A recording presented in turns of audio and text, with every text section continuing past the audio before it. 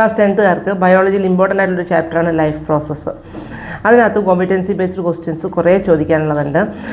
For example, ഇപ്പോൾ ആരെങ്കിലും രാമു ഷാമു ആരെങ്കിലും റണ്ണിങ് റേസിൽ പങ്കെടുക്കുകയാണ്, കുറച്ച് നേരം കഴിഞ്ഞപ്പോഴത്തേക്കും he gets collapse, heart beat ഭയങ്കരമായിട്ട് കൂടി, അല്ലെങ്കിൽ മസിൽ ക്രാംസ് ഉണ്ടായി.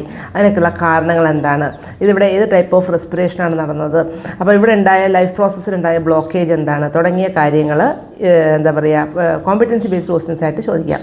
ഇനി ഇതുപോലെ തന്നെ പ്ലാന്റ്സിൻ്റെ കേസ് പറയുകയാണ്. ഇപ്പോൾ 2 പ്ലാന്റ്സ് എടുക്കണം. ഒരു പ്ലാന്റ് സൺലൈറ്റ് വിത്ത് വാട്ടറാണ്, another one with sunlight and but no water. കുറച്ച് കഴിയുമ്പം ആ രണ്ടാമത്തെ പ്ലാന്റ് വാടിപ്പോയി.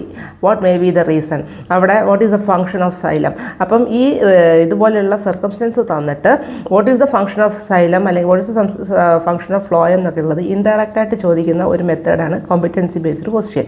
ഇനി വാല്യൂ ബേസ്ഡ് ക്വസ്റ്റ്യൻ ഉണ്ട്, അതും ഇതിനകത്ത് തന്നെ വരുന്നതാണ്. ഫോർ എക്സാമ്പിൾ, ശ്യാം നല്ലോണം ജങ്ക് ഫുഡ് കഴിക്കുന്ന ഒരാളാണ്. അങ്ങനെ ഇരിക്കുന്ന സമയത്താണ് അയാളുടെ 50-year-old ഗ്രാൻഡ് ഫാദറിന് ഒരു ഹാർട്ട് ബ്ലോക്ക് വന്ന്, ആർട്ടറിയിൽ ഒരു ബ്ലോക്കേജ് വന്നത്, and he was taken to the hospital. അപ്പം ആർട്ടറി ബ്ലോക്കേജ് വന്നാൽ ലൈഫ് പ്രോസസ്സിനെ ഏതിനെയാണ് അത് എഫക്റ്റ് ചെയ്യുക? ഈ ബ്ലോക്കേജ് ആർട്ടറിയിൽ വന്നു കഴിഞ്ഞാൽ what all things will happen to our body. അത് ഫുഡ് കഴിക്കണം, നമ്മുടെ ലൈഫ് സ്റ്റൈൽ എങ്ങനെയായിരിക്കണം തുടങ്ങിയ കാര്യങ്ങളൊക്കെ ഇൻഡയറക്റ്റായിട്ട് കുട്ടികൾക്ക് അറിയുക എന്നുള്ള ഉദ്ദേശം കൊണ്ട് CBSE ഇങ്ങനെയുള്ള ടോപ്പിക്കുകളുടെ ക്വസ്റ്റ്യൻസ് കൂടുതൽ ചോദിക്കും. അപ്പോൾ വായിക്കുമ്പോൾ ഇങ്ങനെ വരുന്നത് നിങ്ങളൊന്ന് നോട്ട് ചെയ്ത് വയ്ക്കും. അതുപോലെ വേറൊരു വാല്യൂ ബേസ്ഡ് ആയിട്ടുള്ള ക്വസ്റ്റ്യനാണ്, ഏതെങ്കിലും ഒരു വ്യക്തി ശ്യാം അല്ലെങ്കിൽ രാം ആരെങ്കിലും ഒരാൾ ചെയിൻ സ്മോക്കറാണ്, അങ്ങനെ ഹിസ് അൽവിയോലി ഗെറ്റ് എഫക്റ്റഡ്, അതുകൊണ്ട് ഏത് ലൈഫ് പ്രോസസ്സിനാണ് അത് പിന്നീട് ഹാക്ക് ചെയ്യുക, എന്തെങ്കിലും ഒരു ഫിസിക്കൽ ആക്ടിവിറ്റി ചെയ്യുമ്പം he gets exhausted, what may be the reason.